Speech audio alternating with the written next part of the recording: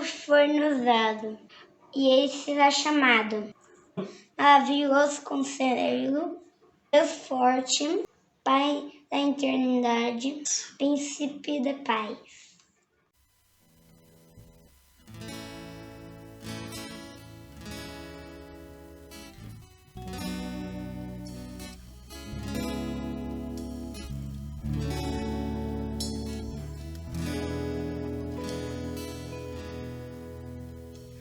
Grande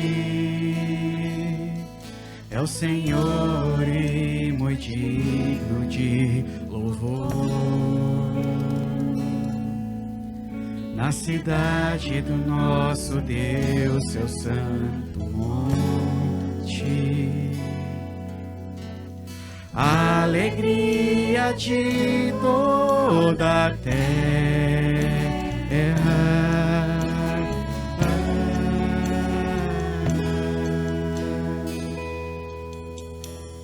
Grande é o Senhor em quem nós temos a vitória e que nos ajuda contra o inimigo. Por isso diante dele nos prostramos.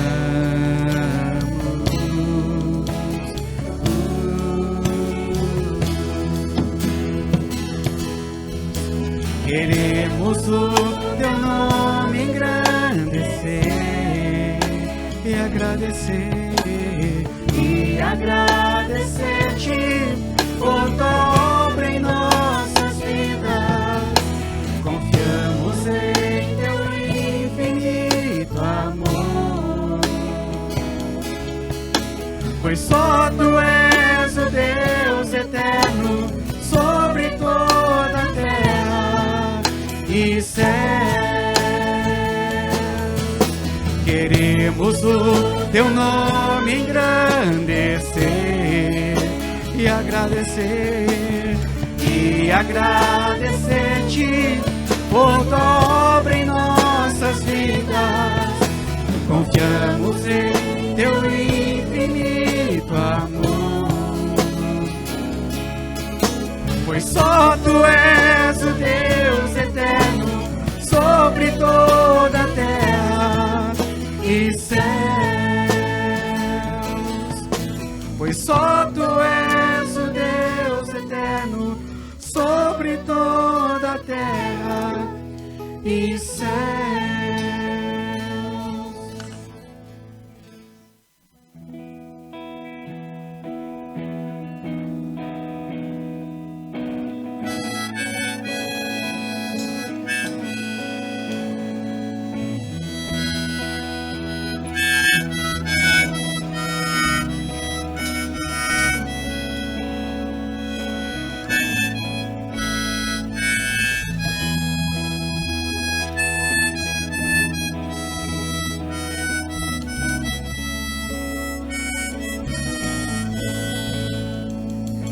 Poderoso, majestoso, sê comigo assim.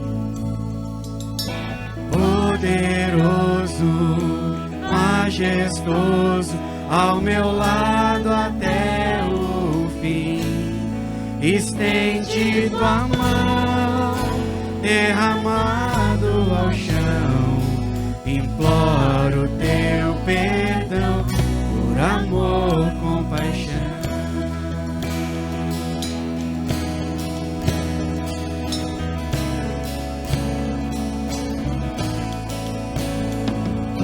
Glorioso, venturoso, maravilhado estou. Glorioso, minha vida mudou, assim quero estar, quero cantar, subir, te encontrar, em ti descansar.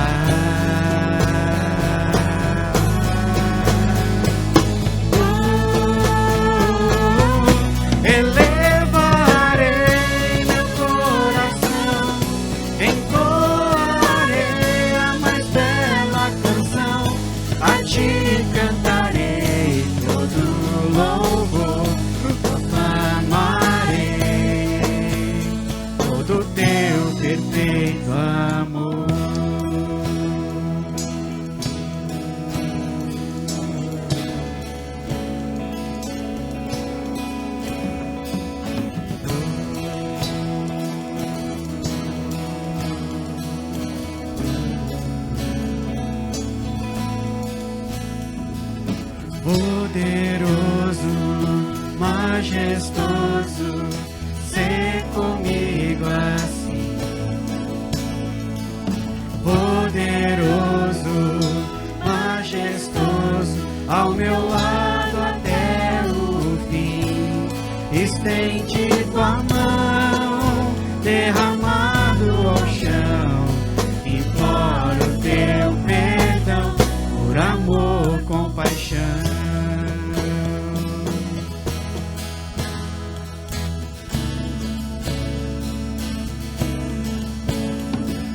Glorioso, venturoso, maravilhado estou. Glorioso, venturoso, minha vida mudou. Assim quero estar, quero cantar, subir, te encontrar, em ti descansar.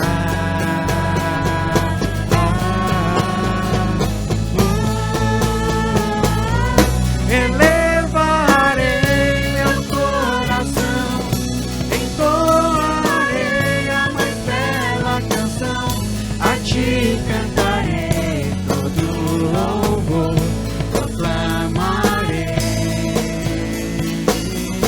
Elevarei meu coração, entoarei a mais bela canção, a ti cantarei todo louvor, proclamarei todo teu perfeito amor.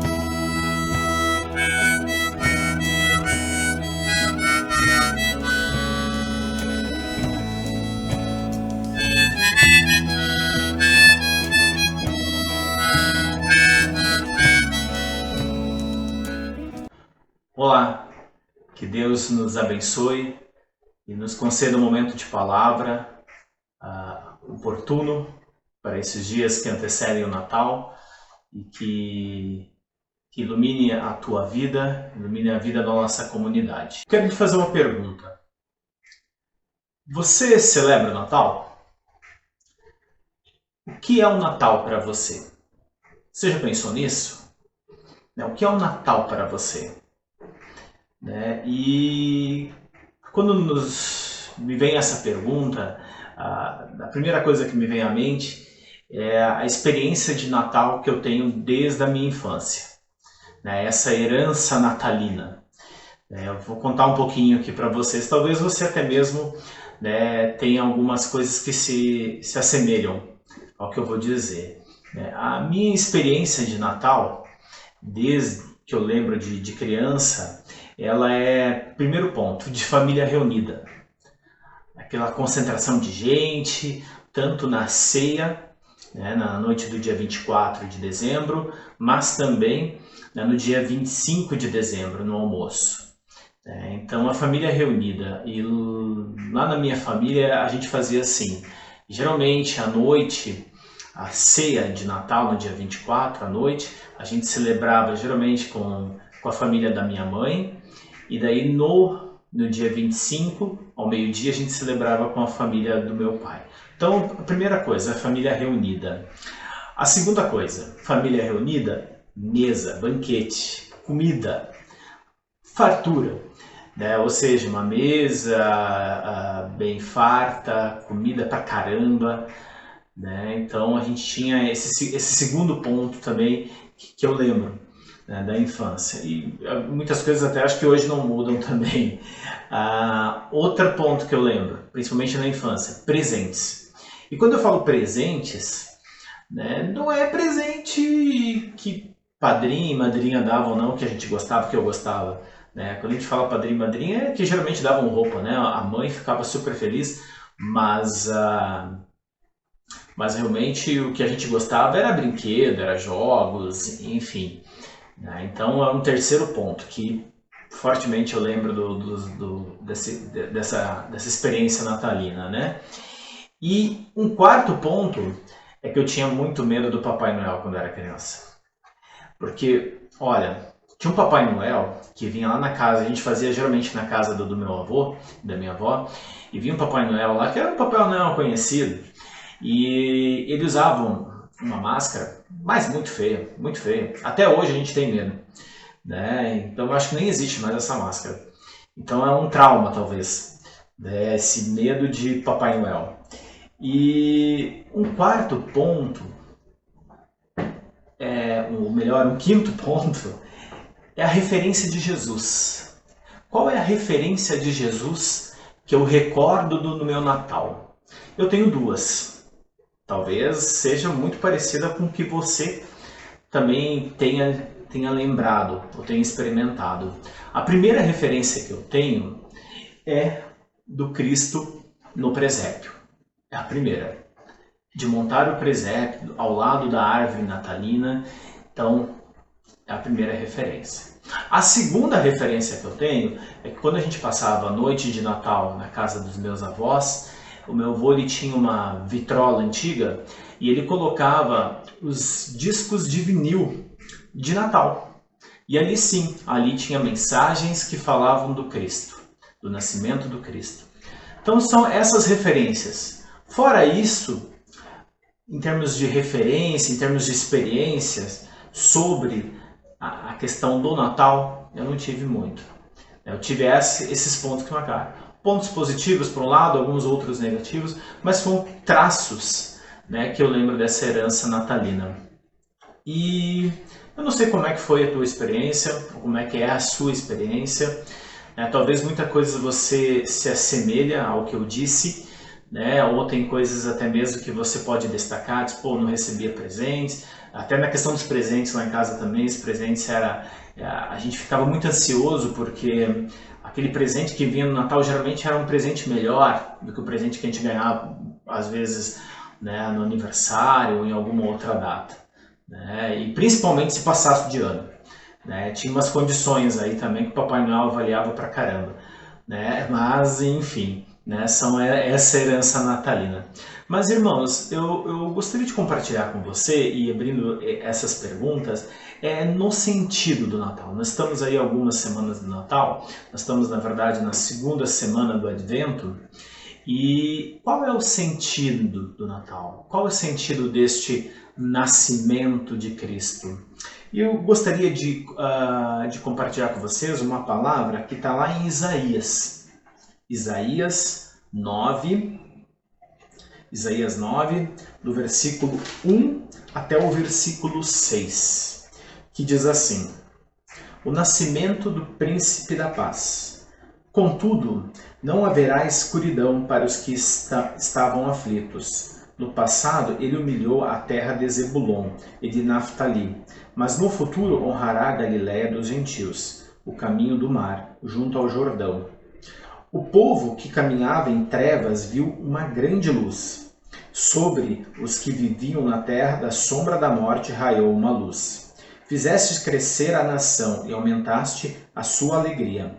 Eles se alegraram diante de ti, como os que se regozijam na colheita, como os que exultam quando dividem os bens tomados na batalha.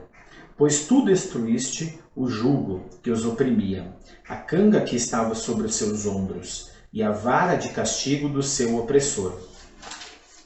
Como no dia da derrota de Midian, pois toda bota de guerreiro usada em combate e toda veste revolvida em sangue serão queimadas, como lenha no fogo. Porque um menino nos nasceu, um filho nos foi dado, e o governo está sobre os seus ombros, e ele será chamado Maravilhoso Conselheiro, Deus Poderoso, Pai Eterno, Príncipe da Paz.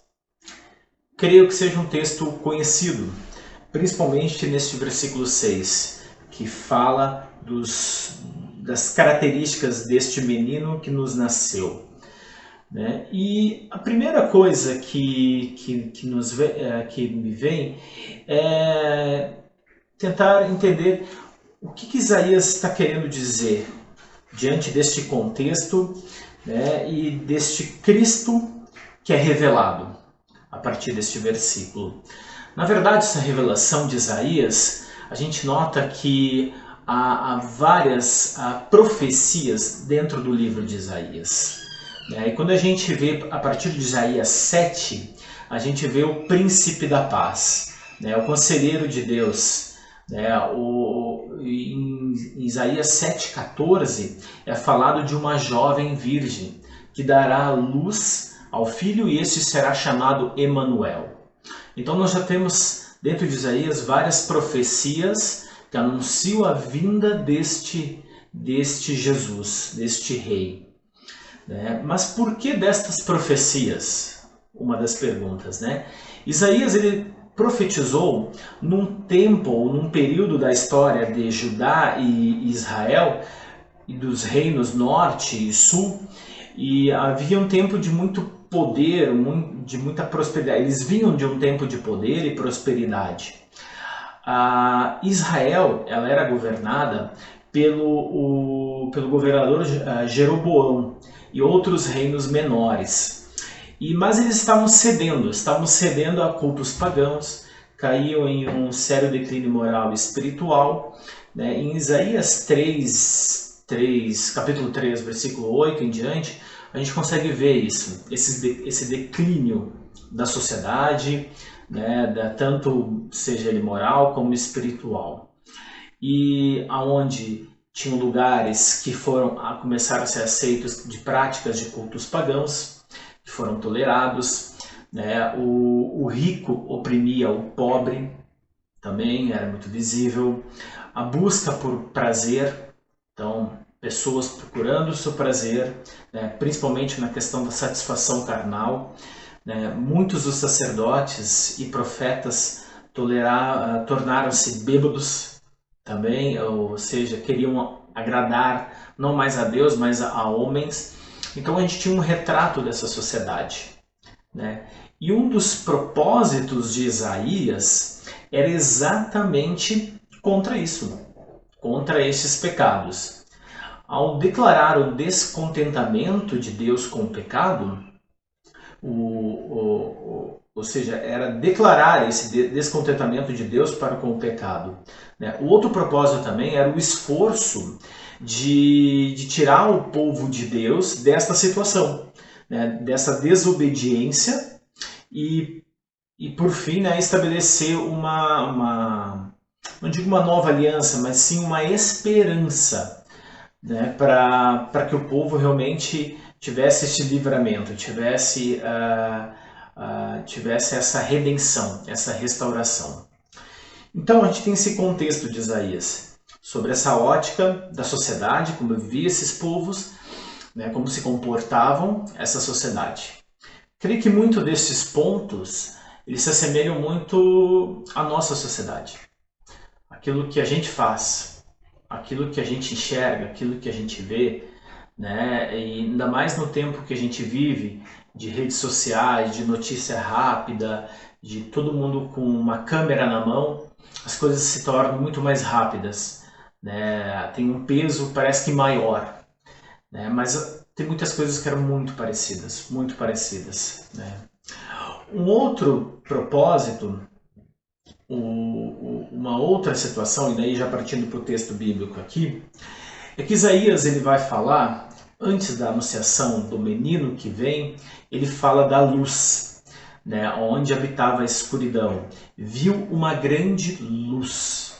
O que quer dizer isso? E daí vamos começar a lembrar do sentido do Natal. Né? Quando eu falei lá no início sobre o Natal, o que é o Natal, a gente lembra também muitas vezes da estrela de Natal, a estrela que está na nossa árvore de Natal. Né? Teve uns dias atrás que a escola do meu filho fez um drive-in para assistir um filme e foi a estrela de Belém. Né? O sentido dessa estrela que guia, mas também da luz que ilumina. Né? Mas Isaías ele quer dizer que a escuridão não permanecerá. Se a gente olhar lá em Mateus 4 é o início do ministério de Jesus Cristo, é citada a profecia, esta profecia que eu acabei de ler, né, nos versículos 17, e diz bem assim, lá em Mateus: daí em diante Jesus começou a pregar, arrependam-se, pois o reino dos céus está próximo.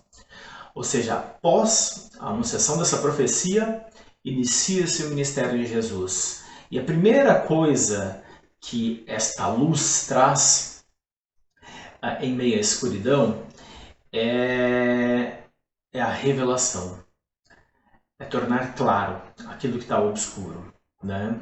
Quando associamos Natal e luz, e muitas das nossas comunidades fazem até mesmo aquela tradicional culto das luzes, né, das velas, onde cada um da sua comunidade, cada um que está participando do culto acende a vela e passa para o próximo, né? Pode ser muito bonito, muito visualmente muito agradável, né? Mas aos olhos, quando a gente for entender a questão da luz, há uma reflexão, né? Que reflexão trazer? Exatamente essa, da revelação. Ela traz o reconhecimento de quem verdadeiramente nós somos, né? A luz é o convite ao arrependimento.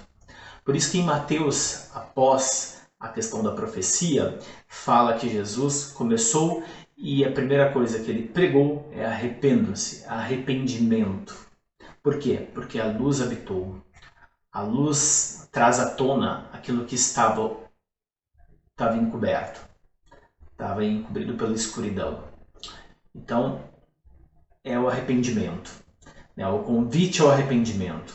Viver na luz é viver mais parecido com Jesus, é vivermos em transformação, é iluminar todos os cantos escurecidos da nossa vida, diante de todas as circunstâncias. Hoje, notamos que a gente até mesmo crê que Jesus é a luz. Só que muitas vezes a gente condiciona aonde deve pegar luz na nossa vida ou não. Isso aqui realmente eu vivo na luz, isso aqui não. Isso aqui não, isso aqui deixa no escurinho mesmo. Aqui no escurinho tá bom. Aqui tá cômodo. Aqui não me incomoda. Aqui não gera transformação. Não gera mudança. E hoje, a gente infelizmente é muito fechado para a questão de transformação, para a questão de mudança.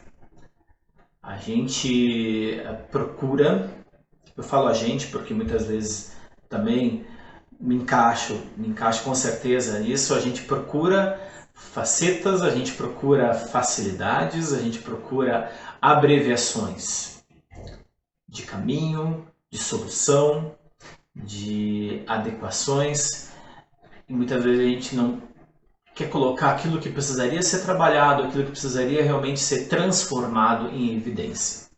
E o convite aqui é realmente que a gente traga a luz, que a gente ilumine. E é interessante, eu tenho duas velas acesas aqui. Como eu estou gravando no dia, durante o dia não tem como, mas se fosse à noite eu poderia apagar todas as luzes aqui da minha casa, mas em grande parte eu enxergaria tudo por causa dessas velas. Então onde tem um pingo de luz, há esperança, há um renovo, há uma possibilidade de ver, há uma possibilidade de transformar. E viver na luz é viver mais parecido com Jesus. Essa luz ela é libertadora, ela é transformadora, ela transforma as trevas e restabelece o direito à vida. Ela restabelece a felicidade. Ela dirige o povo em um caminho de paz. Se a gente tem um texto muito interessante, que é um texto de Lucas, no capítulo 1 de Lucas, no versículo 67 a 80, que é no Cântico de Zacarias. Não sei se você conhece, mas é muito lindo esse cântico. Ele fala exatamente isso. Ele pega exatamente desta profecia e fala desse Jesus, desta luz. Ele diz assim, lá em Lucas capítulo 1, versículo 67 a 80. Seu pai Zacarias foi cheio do Espírito Santo e profetizou: Louvado seja o Senhor, o Deus de Israel, porque visitou e redimiu o seu povo. Ele promoveu poderosa salvação para nós, na linguagem do seu servo Davi, como falará pelos seus santos profetas na antiguidade, salvando-nos dos nossos inimigos e da mão de todos os que nos odeiam, para mostrar sua misericórdia aos nossos antepassados e lembrar a sua santa aliança. O juramento que fez ao nosso pai Abraão, resgatar-nos da mão dos nossos inimigos, para servi-los sem medo, em santidade e justiça, diante dele todos os dias. E você, menino, será chamado profeta do Altíssimo, pois irá adiante do Senhor, para lhe preparar o caminho, para dar ao seu povo o conhecimento da salvação, mediante o perdão dos seus pecados, por causa das ternas misericórdias de nosso Deus, pelas quais do alto nos visitará o sol nascente, para brilhar sobre aqueles que estão vivendo nas trevas e na sombra da morte, e guiar nossos pés no caminho da paz. E o menino crescia e se fortalecia no espírito e viveu no deserto, até aparecer publicamente a Israel. Interessante que esse texto de Lucas, o Cântico de Zacarias, ele fala lá no finalzinho, ele já está falando aqui que mediante o perdão dos seus pecados, para brilhar sobre aqueles que estão por causa das ternas misericórdias de Deus, pelos quais do alto nos visitará o sol nascente, para brilhar sobre aqueles que estão vivendo nas trevas e sobre a morte e guiar os pés no caminho da paz, ou seja, a luz. Ele fala aqui novamente da luz, que estão vivendo nas trevas. Então, ele está fazendo aqui também a ponte, aquele que está vindo, que é Jesus Cristo, aquele que guia realmente, que tira do caminho das trevas, que tira do caminho do mal, que tira da sombra da morte, e que nos dá um novo caminho. Um caminho de entendimento, um caminho de maior compreensão, um caminho de transformação, um caminho iluminado. Não quer dizer aqui que uma vez que a gente crê e coloca a nossa vida diante de Jesus, que a nossa vida ela vai ser fácil, que a vida de fé se torna fácil. Há muito mercado em cima disso. Como eu falei lá no início, que uma das coisas que eu lembro da minha herança natalina era o presente. Muitas vezes a gente também, quando a gente pensa em fé, quando a gente pensa em caminhar com Jesus, a gente pensa no presente, mas a gente não pensa no convívio, na transformação. O que aquilo realmente está fazendo que a nossa vida seja transformada, sendo que a nossa vida ela seja melhor, que ela não seja somente algo me dá. Às vezes a gente tem essas ânsias de criança. Eu tenho um filho de 5 anos e eu sei como é que é isso. Ontem à noite, quando eu estava revisando a palavra, eu perguntei para ele: "Ei, filho, o que é mais importante para ti no Natal?" Adivinha? A resposta dele foi com certeza o presente. Daí eu bati um papo com ele. Falei de Jesus Cristo, falei do sentido do Natal. E realmente, muitas vezes na caminhada de fé a gente tem essa querendo fazer essa troca com Deus de presente, de bênção em cima de bênção, de vitórias em cima de vitórias. E em nenhum momento os textos aqui falam. Na verdade, não. Eles falam de um povo que conheceu Deus, que se deixou levar, que uma minoria estava ainda crendo em Deus, e por causa destes, Deus restabeleceu. Deus, lá em Isaías a gente vê essa profecia de Cristo.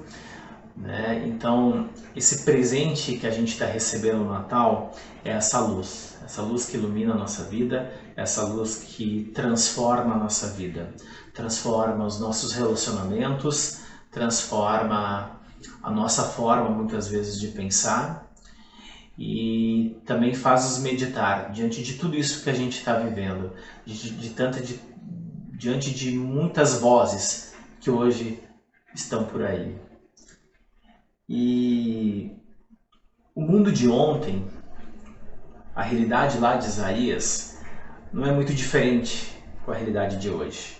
Muda-se sim os contextos, mas a essência humana, a maldade humana, o pecado existente, continua a provocar destruição, continua a provocar separação, continua provocando guerras, provocando cegueiras, provocando desentendimentos, cegueiras no entendimento, também falsidade, provocam corrupção.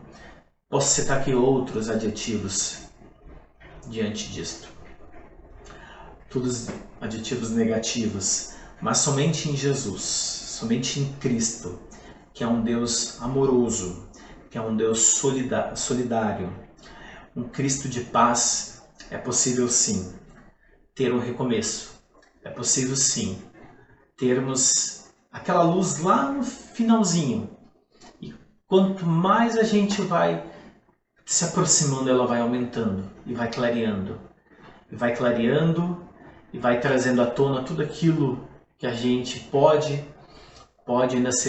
ser transformado, tudo aquilo que precisa ser colocado diante dele, e ele vai transformando a nossa vida. E sim, que esse Cristo ele seja um Cristo amoroso para você, amoroso, um Cristo solidário, um Cristo de paz, que traz um recomeço.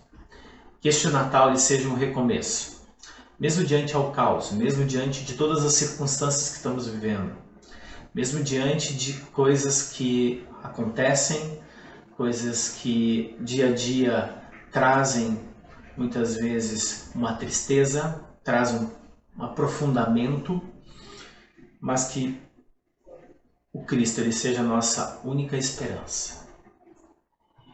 Interessante é que muitas dessas profecias de Isaías fala desse Cristo, fala da primeira e da segunda vinda de Cristo. Então, como fala o versículo 6, porque um menino nos nasceu, um filho nos foi dado, e o governo está sobre os seus ombros. E ele será chamado Maravilhoso Conselheiro, Deus Poderoso, Pai Eterno, Príncipe da Paz. Que possamos crer realmente neste Deus, que possamos crer neste Cristo, que foi nos dado como o maior presente, que é um Cristo libertador, um Cristo transformador, que o governo está sobre os seus ombros, não está mais sobre os nossos ombros. Aquela coisa pesada, e aqui ele fala que aquilo que os bois utilizavam, a canga pesada, ele já tirou. Então que a gente possa também nos render a ele, confiar nele, viver nele, ser transformados por ele. Que diminua o eu, que Cristo habita em nós. Amém? Vamos orar? Senhor amado Deus, querido Pai, te louvamos e te exaltamos, porque Tu é um Deus poderoso, um Deus único, um Deus que nasceu, que foi concebido, Senhor, um presente a nós para nos libertar, Senhor, para nos redimir, Senhor, diante do pecado, diante das transgressões, diante da maldade, Senhor, que habita em nós mesmos. Ó Senhor, nos perdoa, Pai, de todo o pecado, nos livra, Senhor, de todo o mal, Senhor, que possamos realmente crer no restauro que Você mesmo nos concede, Senhor, na transformação que o Senhor nos dá a partir da revelação, a partir da iluminação, Senhor. que possamos abrir as nossas caixas pretas, Senhor, e deixar a sua luz entrar. Que possamos realmente crer e saber que o Natal ele tem um sentido único, Senhor, que és tu. É tu que vieste em favor de nós, Senhor. Muito obrigado por esse presente que não há preço, esse presente que não tem valor, Senhor, que não tem como a gente pagar, porque ele foi um favor gratuito, ele foi um favor de graça de ti para conosco. Muito obrigado, e que possamos nos render a ti, Senhor, todos os dias, não somente nessas épocas, Senhor, de reflexão, Natal, ou até mesmo quando é período de Páscoa, mas que a nossa vida ela seja diariamente transformada, revelada por Ti, Pai. Em Teu nome eu lhe peço, em Teu nome eu oro, Senhor, em nome de Jesus. Amém. Amém. Você tenha uma boa semana, que Deus realmente ilumine, te conduz nesses próximos dias e te abençoe. Em nome de Jesus. Amém.